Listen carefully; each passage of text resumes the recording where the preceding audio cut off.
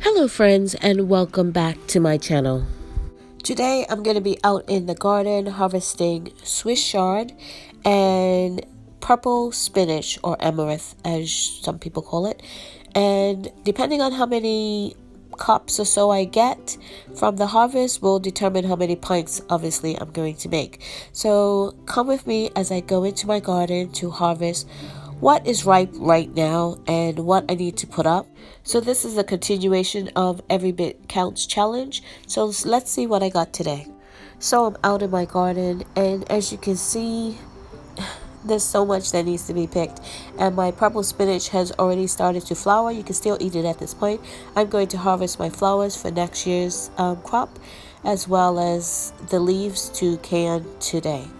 So this is what I got: a little basket of purple spinach, my Swiss chard and stalks, and then my seeds from my purple spinach for next year that I'm just going to dry in a box.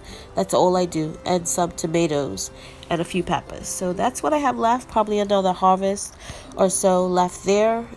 Definitely of the purple spinach and maybe of the Swiss chard, we'll see. Maybe I'll just do that for a meal and not try and can it. But this is what I have left in the garden, and I'm going to get started. So the first thing I do, of course, is wash it really well. I just put it in my sink with some cold water, and I make sure the leaves are really clean. These are some of the biggest leaves I've seen, so I guess waiting did have its benefits. So I'm washing the purple spinach the same way. Put it in my sink, get it down in some cold water, get it nice and clean, and I let this sit for a couple of minutes before I actually start working with it. So then I rough chop it. I use my salad spinner to get the water out, and then all I do is rough chop it. You can do whatever you like to do. If you like, I don't know, it whole, you can do it that way. And then I blanch it, and then I put it in jars. It's that easy. I do put it in an ice bath after blanching it to stop it from cooking any further, because it's going to cook in the pressure cooker and I don't want it to overcook.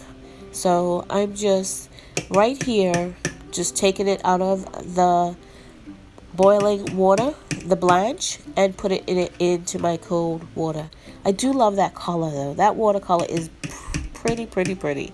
So into my canner it goes. So into my clean sterilized jars it goes. I do 1 inch of headspace with 1 teaspoon of salt. I'm using pink salt here, and then I pour hot water over it, wipe my rims, and then put it into my canner. I'm doing a small batch, and that takes 4 pint size, and I'm using my electric canner today because it's a small batch. So I'm just going to get everything in here, set my time, and then pretty much come back when it's done. I did make sure my water level in my canner was correct, my vents were clear, my top was on properly, and my vent was correct position. So this is my greens the next day, all sealed and ready to be washed up and labeled and put away. I did do a pint of beans because I like to run a full canner. So I got 3 pints of Swiss chard, 4 pints of purple spinach, and then the stalks from the Swiss chard, I can it like celery and I use it like celery, and that's what I have here. So I'm going to be using the stalks of the Swiss chard like celery in soup, stews, whatever. Every little bit counts challenge. Thank you so much for watching. If you haven't subscribed, please subscribe and hit that notification bell to be notified when I upload videos.